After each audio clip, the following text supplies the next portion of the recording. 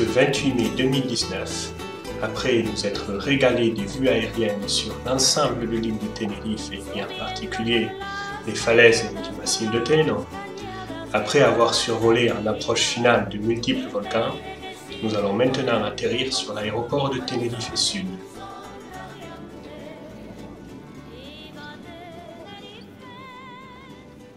En sortant de l'avion, nous contemplons le magnifique volcan Montaña Roja. Puis, en sortant de l'aéroport, les palmiers et la météo radieuse nous souhaitent la bienvenue aux Canaries. Nous avons pourtant hâte de quitter cette zone touristique pour nous rendre très bientôt dans des forêts primaires très peu fréquentées et si bien préservées. Mais nous devons d'abord déposer nos bagages à l'hôtel et prenons la Guagua 343 à destination de Puerto de la Cruz. Le trajet en Guagua nous offre quelques vues sur un océan d'un bleu profond, de multiples volcans, ainsi que la crête dorsale qui sépare l'île en deux versants, l'un sec, l'autre humide. Nous sommes pour le moment sur le versant sec. Nous arrivons à l'hôtel Parque San Antonio, qui, contrairement aux grandes tours panoramicides, s'intègre parfaitement dans l'environnement canarien.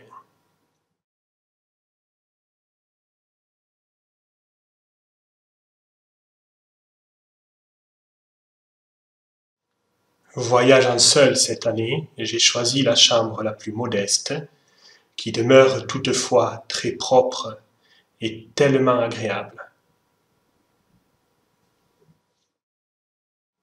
Ce 28 mai 2019, je me suis réveillé à 4 heures du matin et quitté mon logement à 5 heures afin de rejoindre l'aéroport.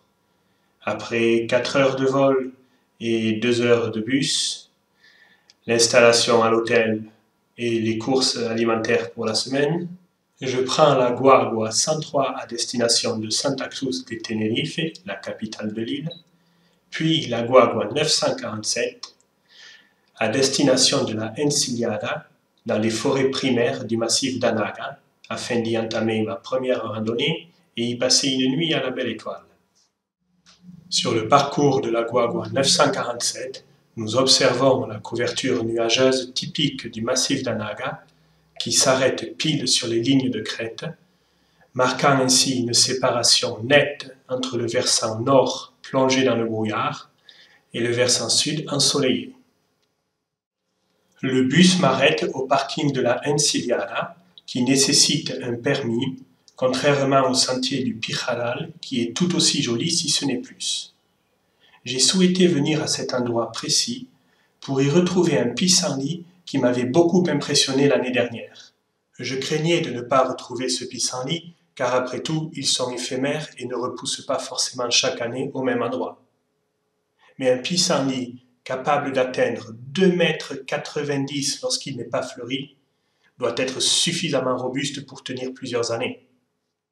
Compte tenu de la fatigue du voyage, de l'horaire déjà bien avancé et de mon chargement, je me contenterai pour ce soir du 28 mai d'un parcours de 3,6 km et 170 mètres de dénivelé descendant, ce qui est déjà pas mal sur le terrain parfois compliqué des forêts primaires. Je me dirige donc maintenant sur le sentier du Pijaral en direction del Bailadero où je chercherai un endroit pour y passer la nuit. Nous nous situons dans le massif d'Anaga, l'une des régions les plus anciennes et mieux préservées de l'île. En effet, le massif d'Anaga était, il y a 5 millions d'années, une île à part entière, détachée du reste de Tenerife. Et c'est à cette époque, il y a 5 millions d'années, que sont apparues les forêts primaires dans lesquelles nous nous situons et dont nous apprécions la fraîcheur lorsque dans le reste de l'île règne une chaleur certes agréable mais qui peut devenir pénible au cours de longues montées sans ombre. Ces forêts primaires pullulent d'endémismes tels que la lolisilva, le laurier sauvage,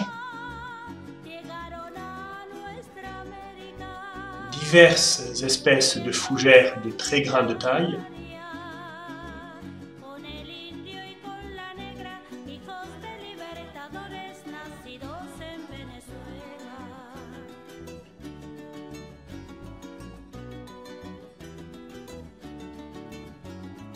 de Crestagalo,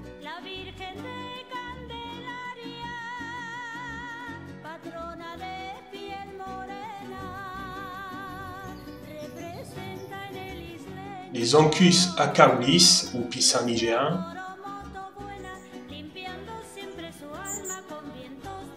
Morgalianas, Chajoras de monte et tant d'autres.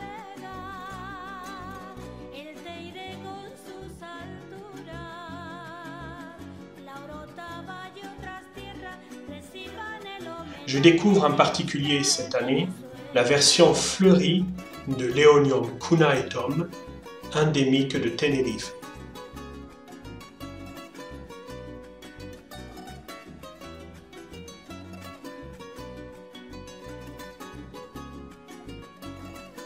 J'arrive maintenant à El Bailadero, sur les crêtes du massif d'Anaga. Un lieu mystérieux où la légende dit que les sorcières venaient autrefois y danser. À proximité de ce lieu et au cœur des forêts primaires, la chance me permet de trouver quelques mètres carrés à peu près plats et pas trop humides pour y passer une nuit à la belle étoile, équipé simplement d'un petit matelas et d'un duvet. Mais cette nuit ne sera pourtant pas de tout repos, avec le grincement insolite des lauriers dans le vent incessant.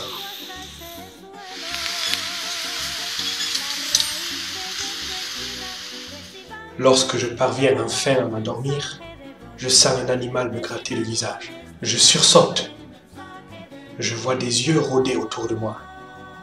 Quel animal, primitif, endémique, peut-être inconnu, peut bien rôder dans cette étrange forêt? Il y a une petite souris. Elle essaie de me piquer ma nourriture. Et moi, il me reste plus rien à bouffer pour le bain, quoi.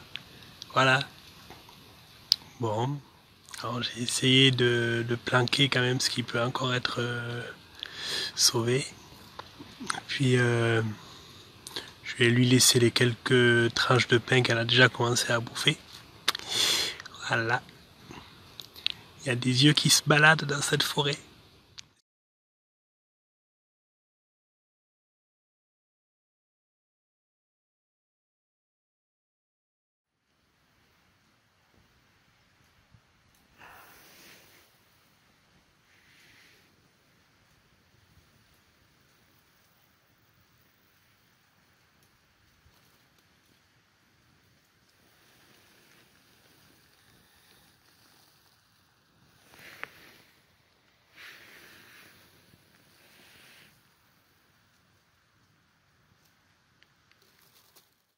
Le lendemain, je me lève à 5h30 pour débuter une randonnée à 6h, d'un petit peu plus de 7 km avec 235 mètres de dénivelé en montant et 750 mètres en descendant, à travers les forêts primaires jusqu'au village de Taganana.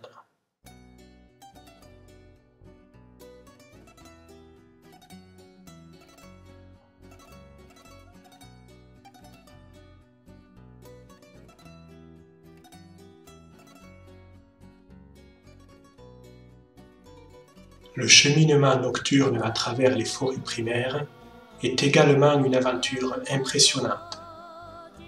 Mais le jour se lève à présent et nous retrouvons dans les forêts embrumées le charme des endémismes du massif d'Anaga.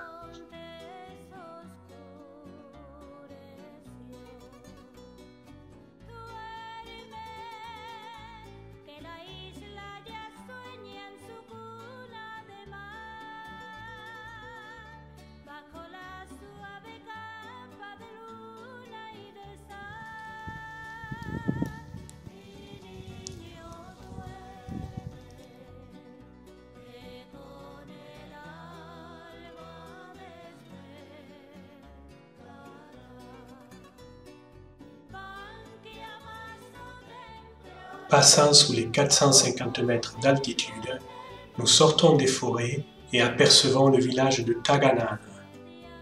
La colline du cimetière nous offre une vue panoramique splendide sur les monts d'Anaga d'où nous venons le piton rocheux de Taganana et les falaises qui surplombent l'océan.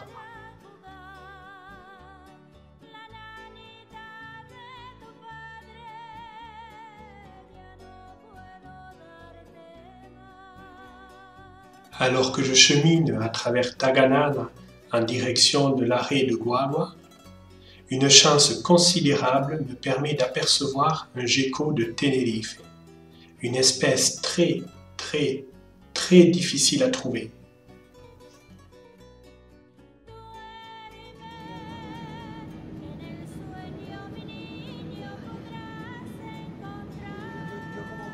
Mais ma chance ne s'arrête pas là.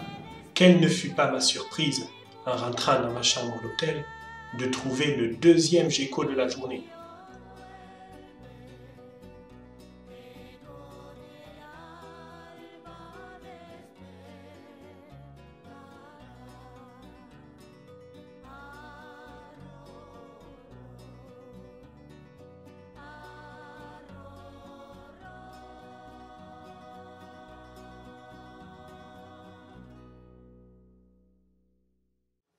Après une bonne nuit de sommeil très appréciée dans une chambre d'hôtel confortable, je me rends de bon matin à Punta del Hidalgo pour y entamer une randonnée beaucoup plus difficile. Classée noire par le guide Rother, elle nécessitera effectivement une très bonne endurance, mais se révélera beaucoup moins périlleuse que prévu. Le départ de l'église de Punta del Hidalgo au pied du massif d'Anaga impose d'emblée une montée plutôt raide à travers les ruelles de la ville haute. Les dernières maisons laissées derrière nous, la vue se dégage sur les montagnes aiguisées d'Anaga et leurs multiples cavités rocheuses. Le chemin devient plus sauvage à travers les euphorbes Lamarquilles et nous parvenons bientôt au point d'entrée dans les Canales de Bejía, à gauche d'un petit escalier de terre. Officiellement fermé, le panneau d'interdiction signifie surtout une décharge de responsabilité de la part des autorités. Le canal que nous empruntons maintenant sous notre propre responsabilité s'avère tout à fait sûr et même confortable pour la plupart des randonneurs, car il est suffisamment large pour y circuler aisément à l'intérieur, et la plupart du temps, ses abords ne sont pas si vertigineux. Ce très charmant canal qui évite beaucoup de sentiers en dents de scie passe régulièrement par de petits tunnels.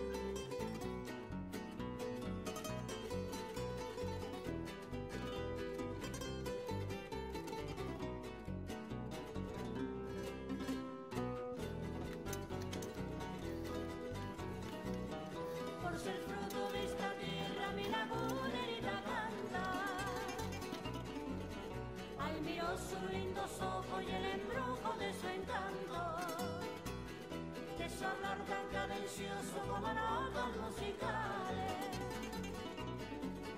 Eres tú, lagunerita, clamor de la raza guanche, es tan puro tu semblante, como el mar que nos rodea. Eres la flor más hermosa de Las Vegas laguneras. Eres la flor más hermosa de Las Vegas laguneras. Lagunerita, mi flor quiero brindarte esta canción. Por ti yo canto esta melodía y te la brindo con emoción. Au terme d'environ 1 km de canal et avant d'entrer dans le dernier tunnel, nous longeons de petits potagers en terrasse.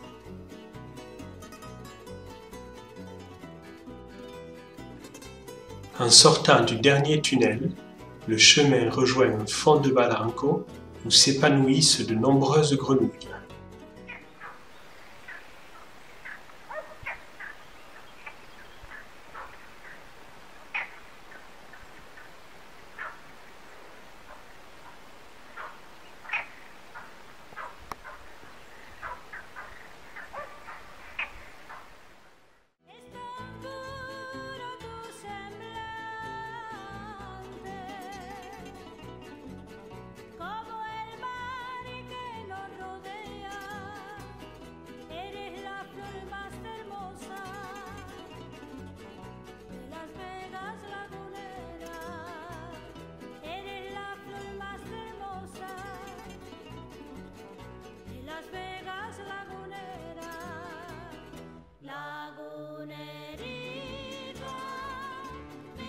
Le canal nous a conduits jusqu'au village de Béhéa, à partir duquel nous entamons une montée vers un col, puis redescendrons au village de El Batan et ses jolies cultures en terrasse. Por ti yo canto esta melodía y te la brindo con emoción. Por ti yo canto esta melodía y te la brindo con emoción.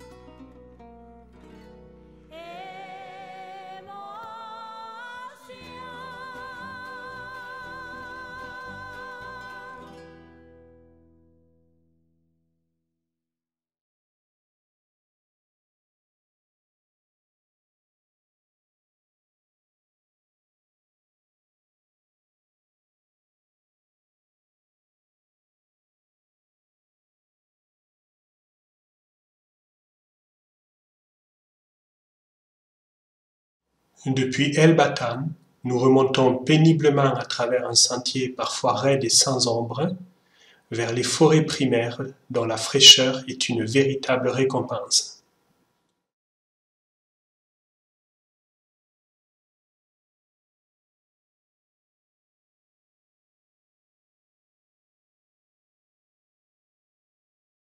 Par endroits, la vue se dégage vers l'aval et nous permet d'apercevoir le Roque de Taborno, surnommé le Cervin de Tenerife.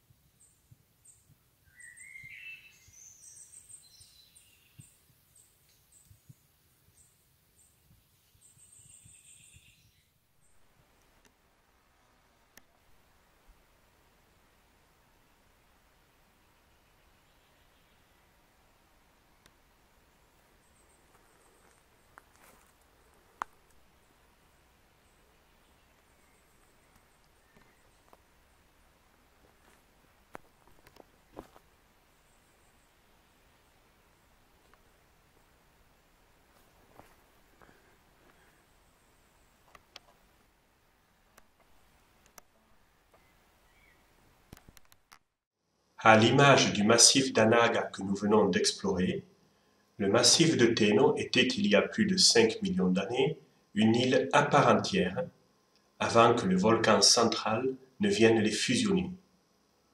Aujourd'hui, le massif de Teno est une région de Tenerife particulièrement prisée des randonneurs pour la diversité de ses paysages et ses panoramas grandioses sur ses gorges impressionnantes. On y trouve des sentiers de randonnée relativement faciles, comme le magnifique sentier qui relie Santiago del Teide à Masca.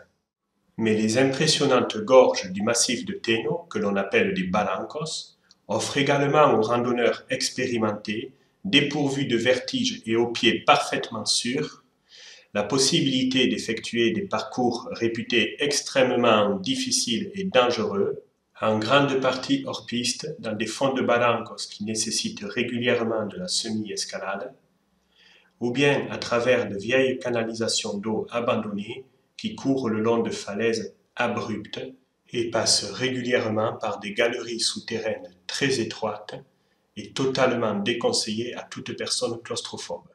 Le plus spectaculaire et légendaire de ces parcours, du moins dans le milieu du trekking canarien, relie le village de Masca au port de Los Gigantes par une succession de canales et galeries souterraines, parmi les plus sportives et vertigineuses.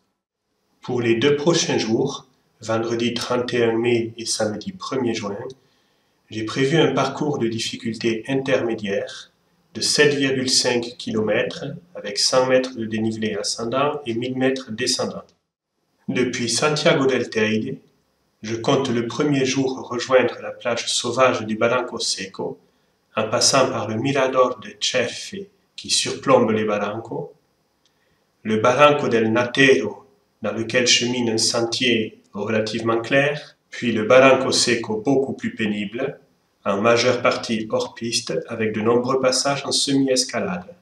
En option, pour le cas où je serai en forme et très en avance, j'envisage l'exploration du début du canal du Barranco Seco. Le second jour, samedi 1er juin, de la plage du Barranco Seco, je me rendrai à Los Gigantes en empruntant le dernier tronçon du parcours légendaire, via la galeria qui relie le Barranco Madre de los Días aux falaises des Géants. Ce vendredi 31 mai, après un réveil à 5 heures du matin, je prends donc la Guagua 325 à destination de Santiago del Teide. J'y débute la randonnée peu après le lever du soleil, par une courte montée vers le Mirador de Cerfe. C'est alors un fantastique panorama qui s'offre à moi sur les crêtes qui surplombent les Barrancos, ainsi que sur les îles de La Gomera et La Palma. Je descends maintenant par la route qui mène à Masca, jusqu'au lieu-dit Casas de Araza, d'où débute l'unique sentier balisé qui mène au Barranco del Natero.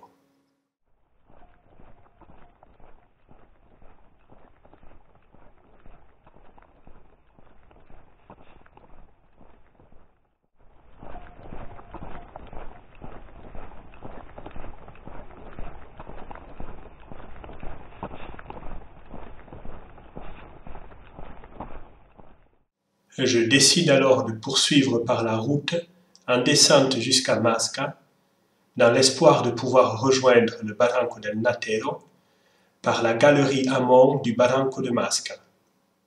Au cours de la descente, je ne peux m'empêcher de cogiter. Je sais que le Barranco de Masca est fermé depuis les intempéries de 2018 et je crains qu'il soit surveillé et que l'on m'empêche d'y accéder. Mais selon mes dernières informations, ce n'est plus qu'une question administrative. Le Barranco à proprement parler est à présent sûr.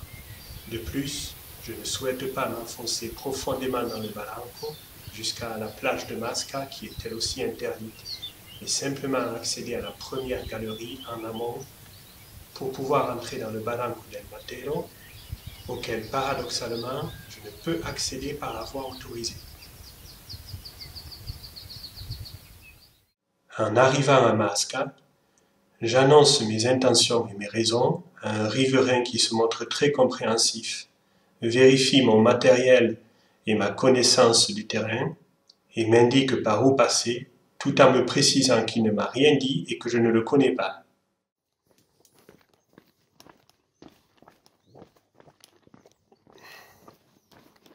De bon matin encore, je traverse donc le petit village de Masca aussi discrètement que possible. Oups. Bon, je m'engage maintenant sur le sentier qui descend vers la première galerie menant au Barranco del Natero.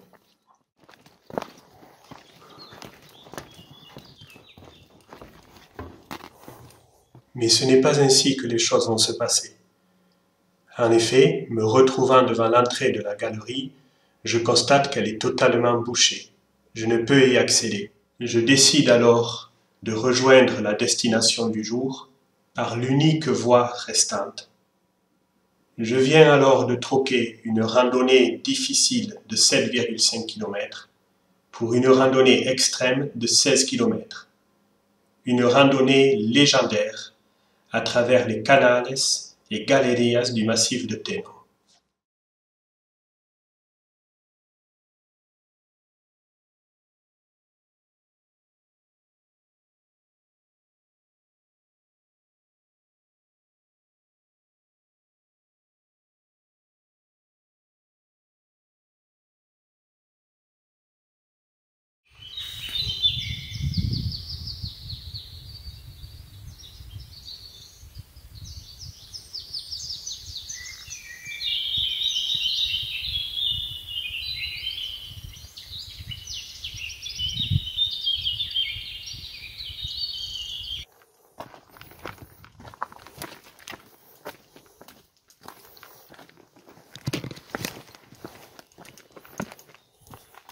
Le canal de Masca débute aux abords du sentier qui descend dans le fond du Barranco, tandis que le canal conserve une altitude constante. Sa hauteur par rapport au fond du Barranco ne cesse de croître, augmentant progressivement la sensation de vertige.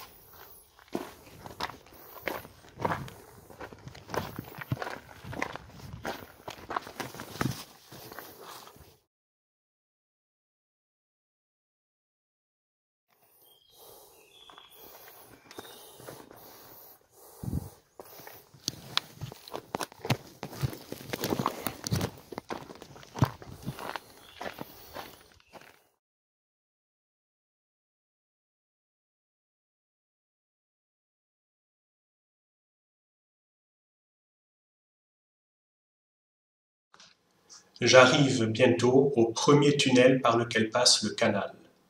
Malgré le panneau d'avertissement, ces tunnels ne présentent plus aujourd'hui de réel danger.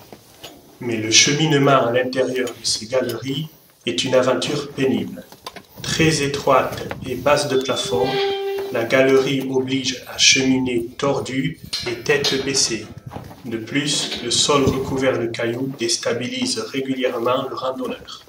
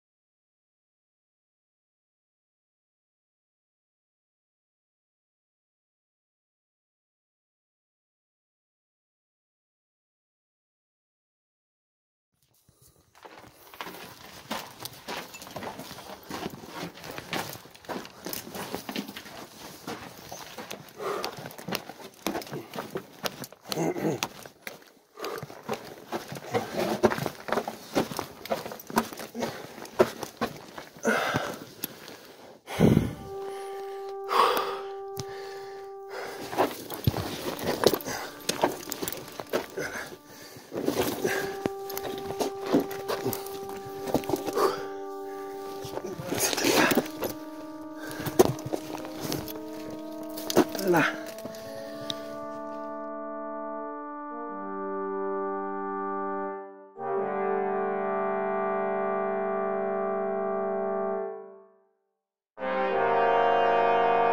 C'est bon.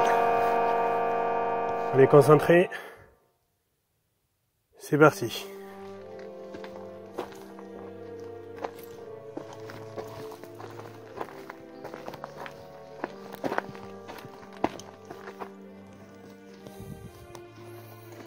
Ok, il est 10h59.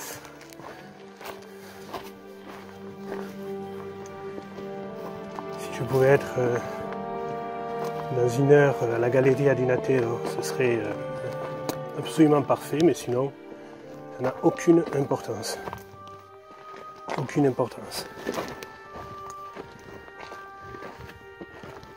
L'important, c'est de rester en vie, c'est la seule chose qui compte. Bon, là, il n'y a pas de difficulté majeure, hein, mais comptez du moment où on est concentré quand même. Oh, c'est beau, hein. Oh là là.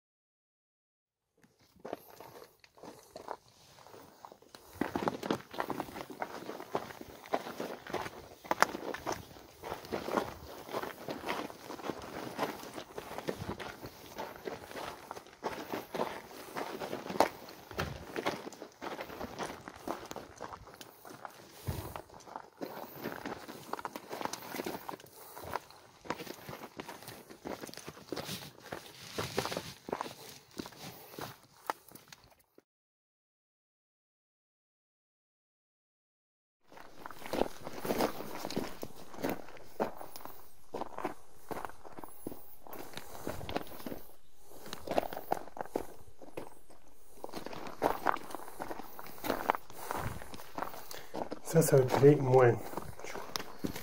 Ça, par contre, ça me plaît moins. Quand c'est comme ça. Parce que toutes ces rocailles là qui peuvent rouler sous les pieds, ouais, ça me plaît moins.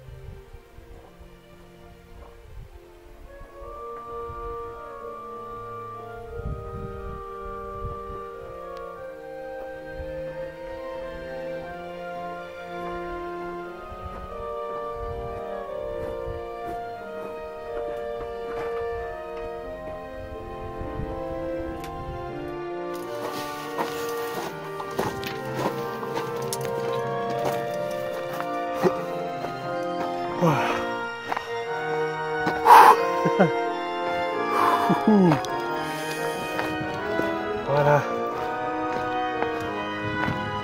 Bon, j'arrive bientôt à la galerie.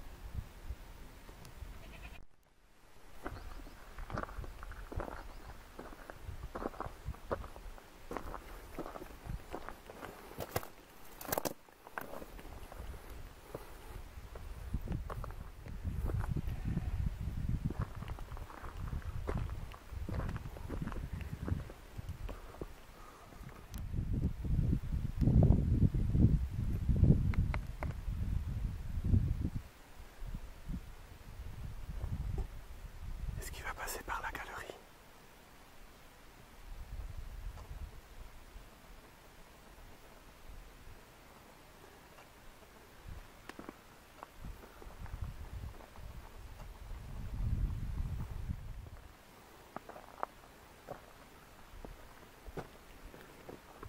Il est magnifique en plus. Ah non, il descend. Oh,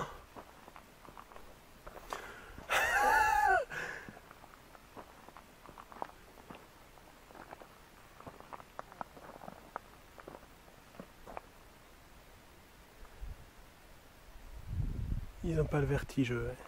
Oh là là.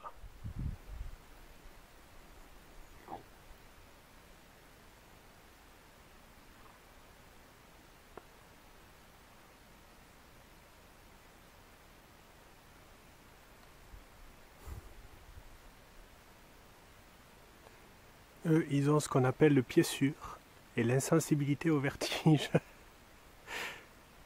On se rend pas compte, mais la pente est raide là où il est. Personnellement, je ne passerai jamais par là.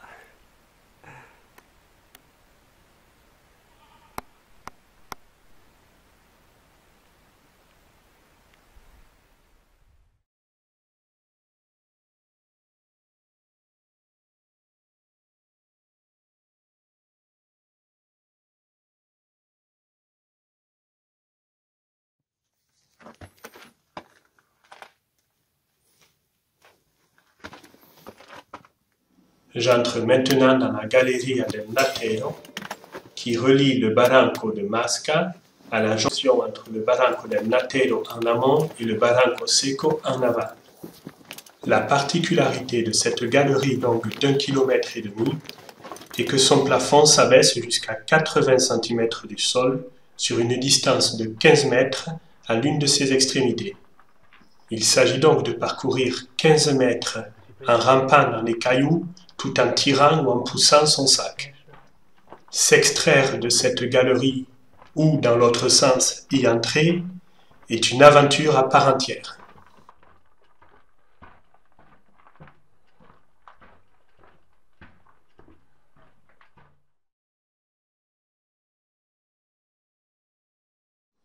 Nous comptons environ 20 minutes pour parcourir cette galeria fortement déconseillée aux personnes claustrophobes. Mais nous ne présentons bien entendu dans cette vidéo qu'un extrait.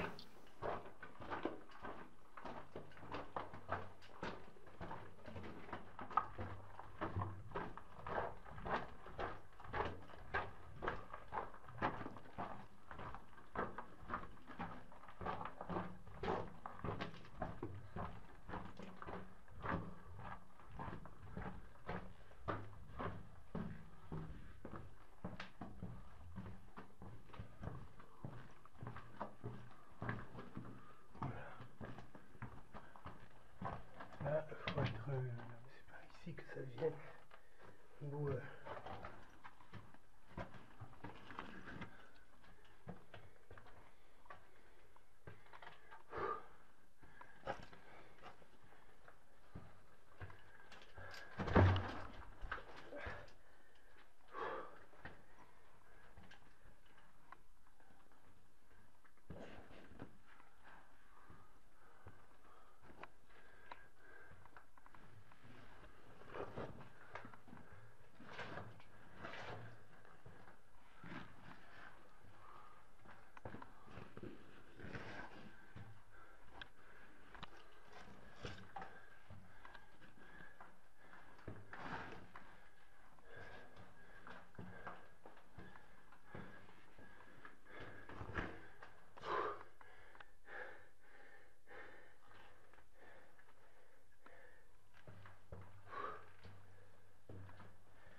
c'est bon. Je crois que ça va devenir sec là.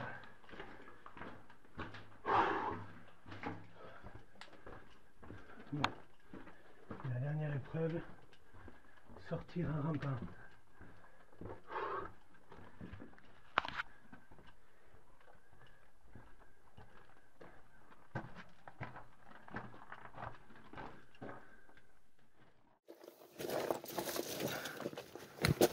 Aïe. Je me suis écorché le dos.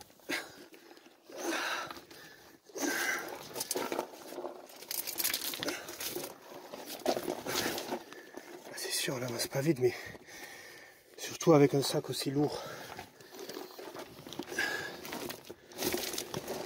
Peut-être qu'on a prévu une nuit à la Belle Étoile.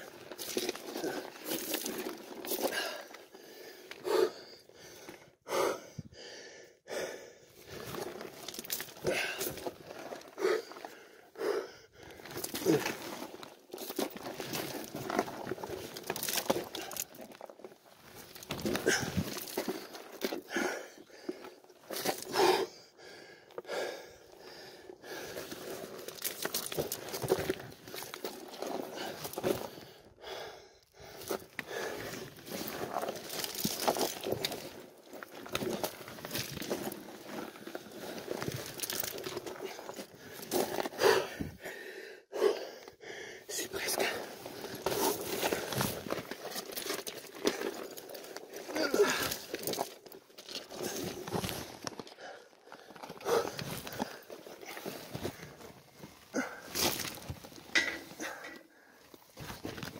Ah!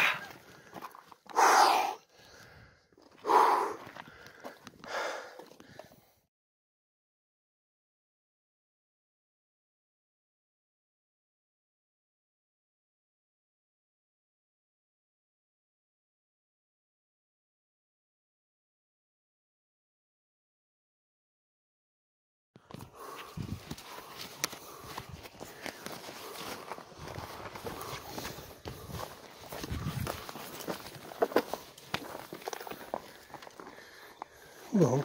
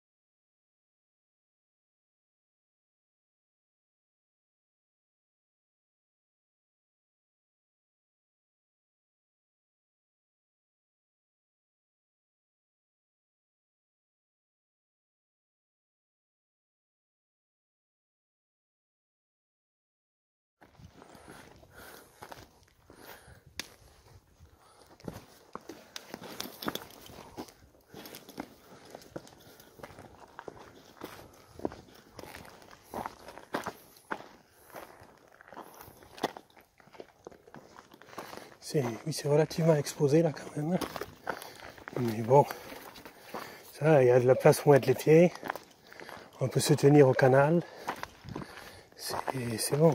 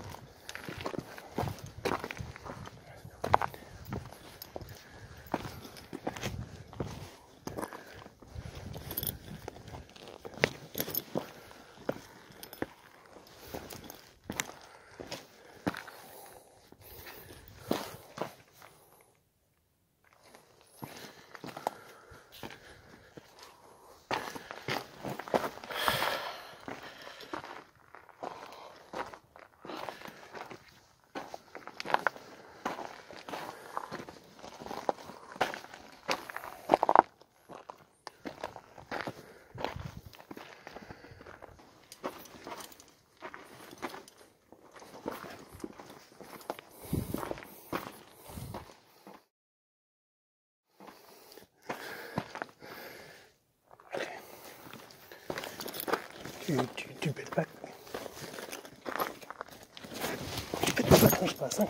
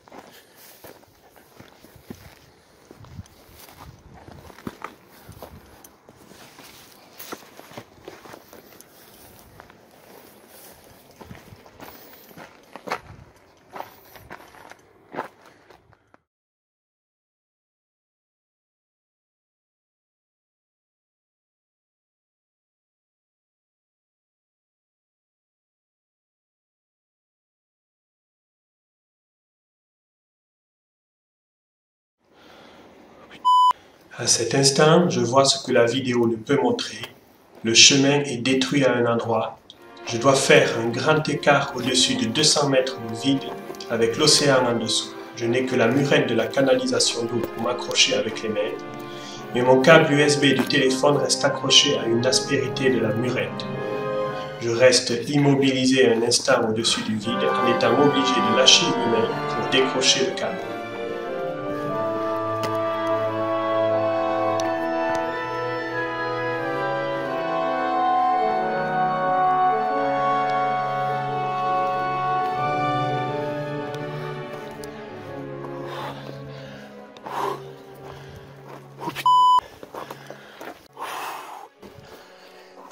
La trouille.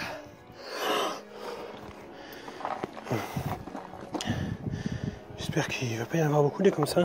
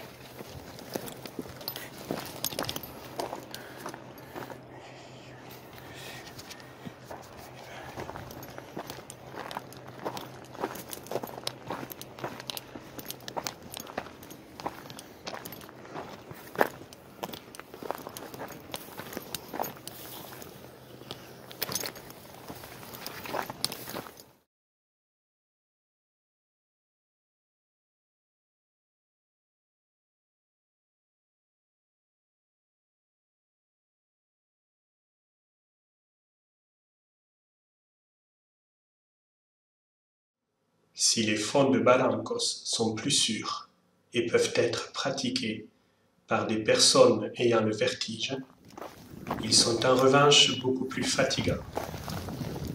La plupart du temps hors piste, sur un terrain accidenté qui nécessite régulièrement de la semi-escalade, l'absence de sentier peut également compliquer l'orientation. Je me réjouis de ne pas avoir dérapé une seule fois sur les 6 km de Canales et Galerías. Heureusement, car dans ce contexte, tout dérapage aurait été mortel. Mais j'arrive maintenant sur un terrain beaucoup plus sûr. Toutefois, le terrain n'est pas encore assez aisé pour que je tombe. En effet, je ne tombe jamais sur des terrains compliqués, mais de préférence sur un terrain plat et parfaitement sûr, comme une simple rue par exemple.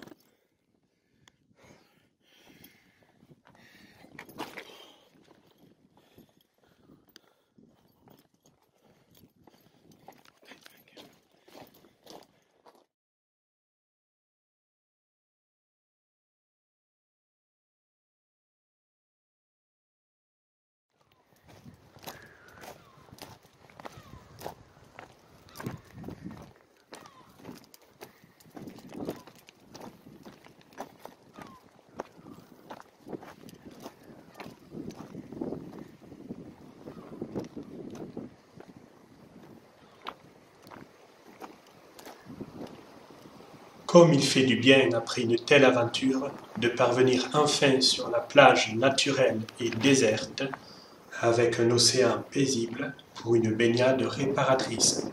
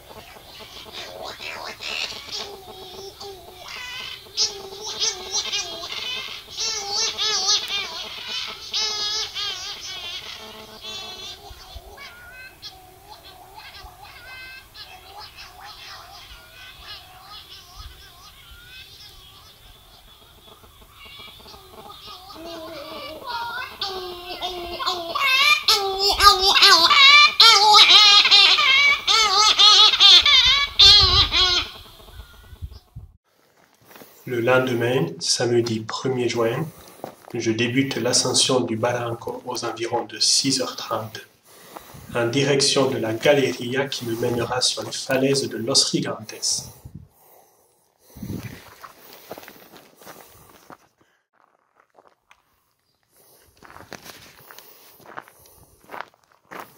Au lever de soleil, je parviens à l'entrée de la galerie.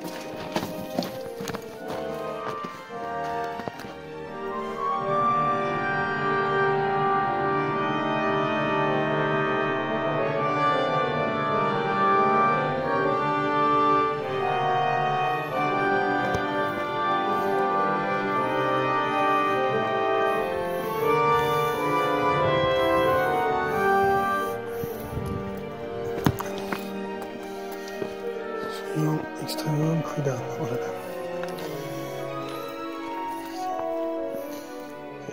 C'est le genre de sentier dont je me méfie.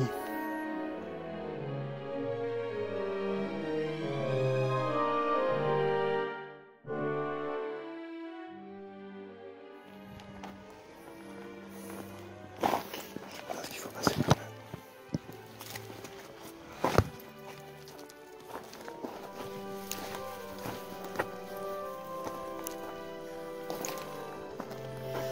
Il y a des traces de pas ici.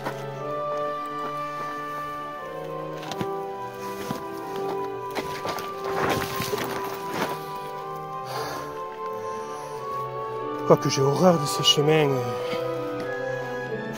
avec des pierres et de la terre comme ça qui font glisser. J'espère que ce ne sera pas comme ça une fois qu'on sera sur les falaises là-bas. Hein.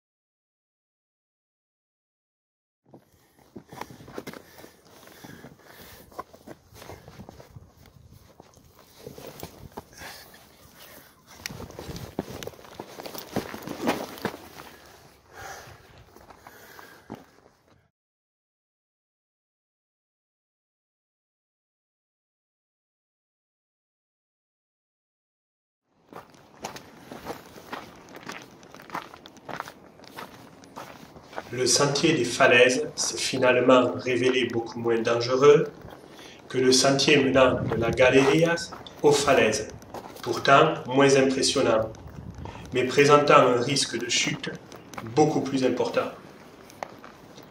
Pour autant, Je m'empresse de préciser que Seb Travel n'engagera jamais ses voyageurs sur l'ensemble de ce parcours légendaire, en particulier sur les canals du Barranco Seco, particulièrement exposés et endommagés.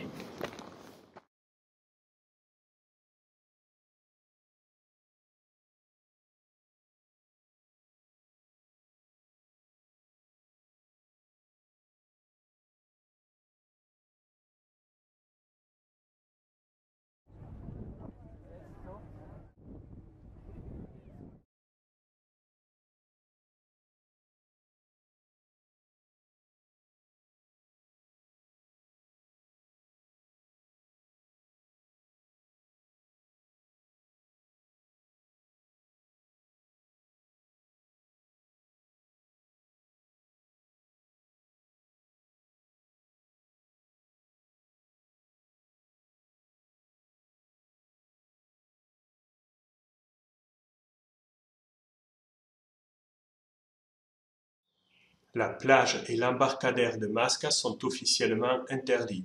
Pourtant, nous observons une entreprise touristique qui vient d'y déposer un groupe de jeunes. Cette interdiction n'a aujourd'hui plus de sens ni de raison d'être. L'autorité responsable est enfermée dans son inertie administrative et cela embête tout le monde. Mais au moins, j'ai été bien tranquille tout seul dans le Barranco. Parce que lorsqu'il réouvrira officiellement, il sera envahi de touristes et en plus, il faudra payer pour y accéder. Après une bonne nuit de sommeil bien méritée dans ma chambre d'hôtel, je me repose ce dimanche 2 juin avec une petite randonnée de 7,5 km et seulement 700 mètres de dénivelé ascendant, bien connue des voyageurs Seb Travel. Depuis Punta del Hidalgo au pied du massif d'Anaga, nous emprunterons le chemin en pente régulière jusqu'au village troglodyte de Chinamada, puis la route jusqu'à Las Carboneras. C'est une petite randonnée variée et pleine d'endémismes.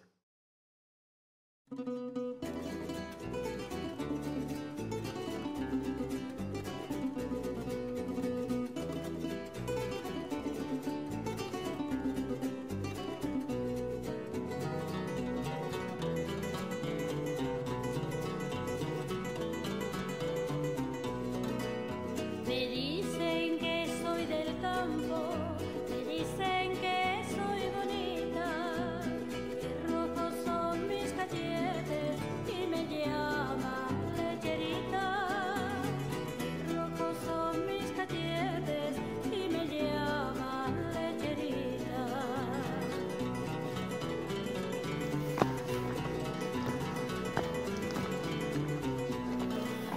Cuando bajo a la ciudad a vender leche en el monte, tanta y que leche más pura traigo y de Tacoronte, tanto y que leche más pura traigo y de Tacoronte.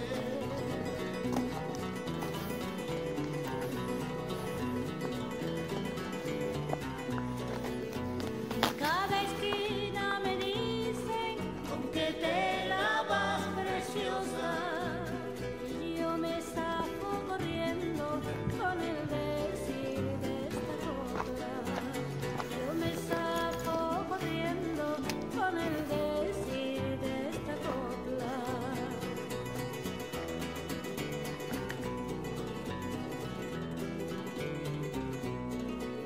Me lavo con agua clara, me lavo con agua clara del monte, limpia del vino y del campo la alegría.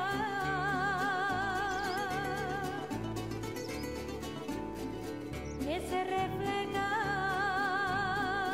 en mi cara, me lavo con agua clara y por Santa Cruz cantando voy siempre de mañanita. Quien compra la leche pura que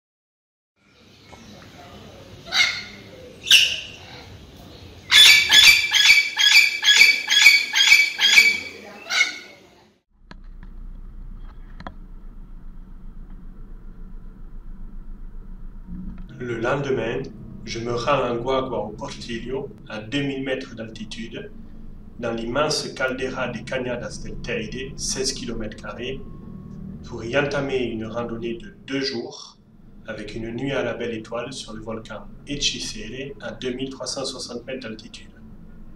Mais une fois de plus, les choses ne vont pas se passer comme prévu.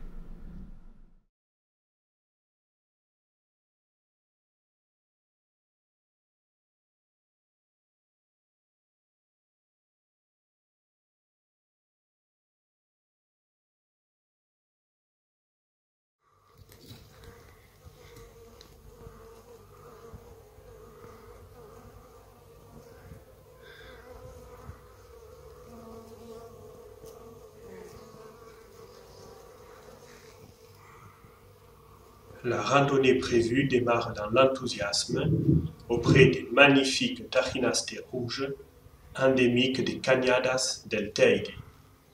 Nous sommes dans un parc national classé au patrimoine mondial de l'UNESCO qui impose légitimement aux visiteurs des règles strictes de protection environnementale.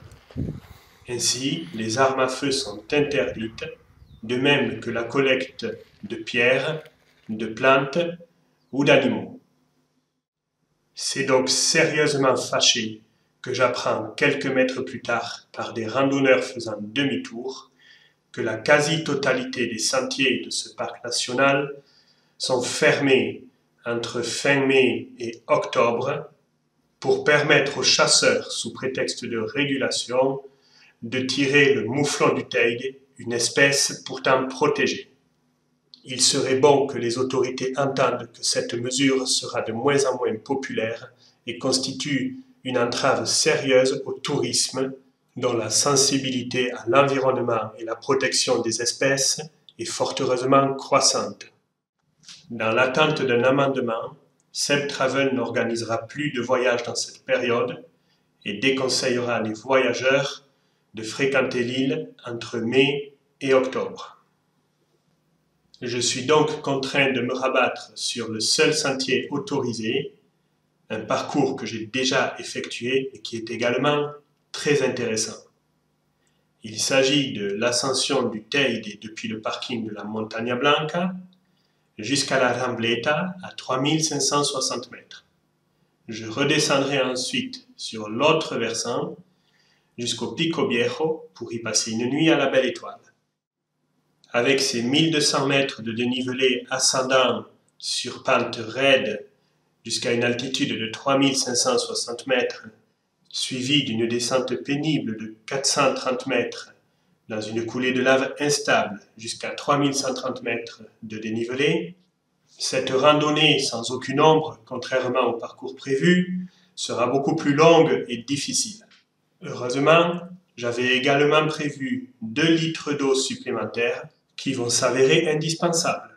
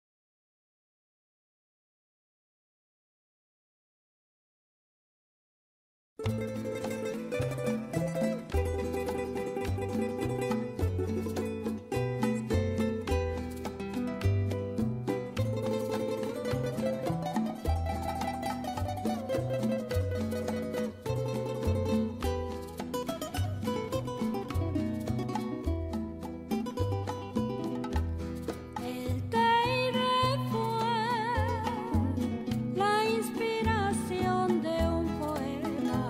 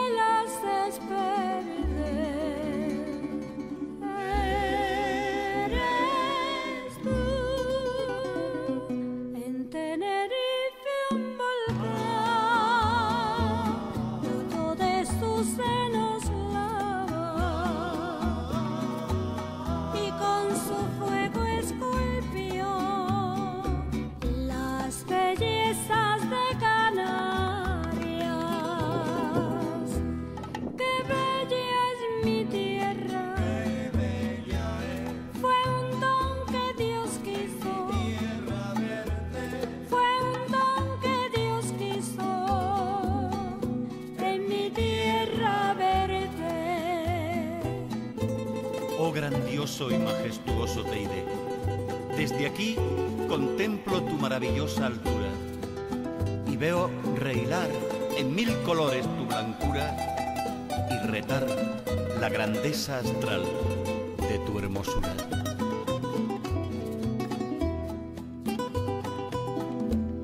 Qué bella es mi tierra, qué bella es. Fue un don que Dios quiso en mi tierra verte. Fue un don que Dios quiso en mi tierra verte.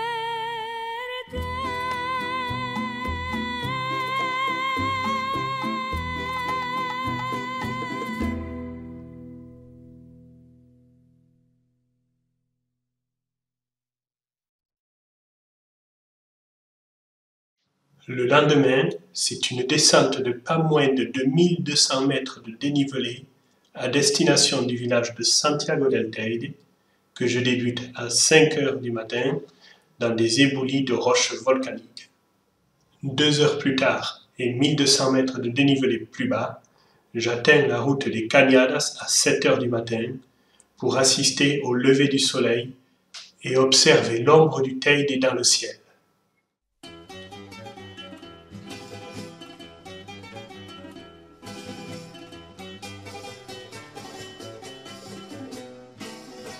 Al pico Teide me fui, viendo por las cañadas. Cuando de arriba miré, estaban debajo mí las 7 y las Canarias. Canaria, tú has de morir, llevando en el corazón el canto de la folía, chiquillas y saltonas, la copa y la ropa. Canaria, tú eres una maravilla. Canaria, ilusión de mis amores. Canaria, Tenerife, tú eres un jardín de flores.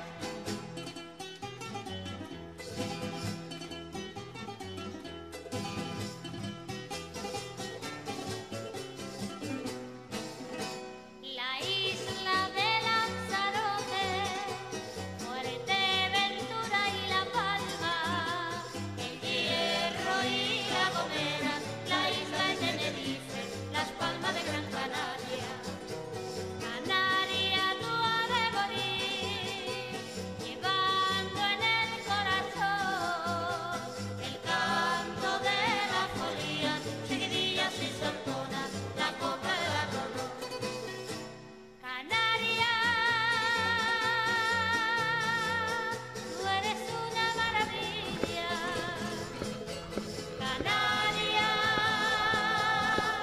ilusión de mis amores. Canaria, Tenerife, tú eres un jardín de flores.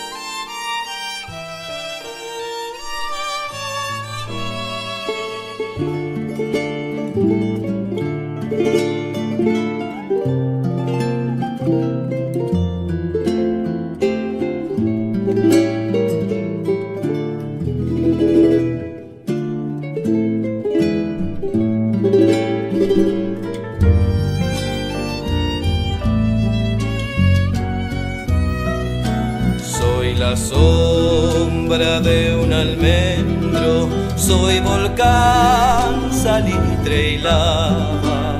Repartido en 7 peñas, late el pulso de mi alma.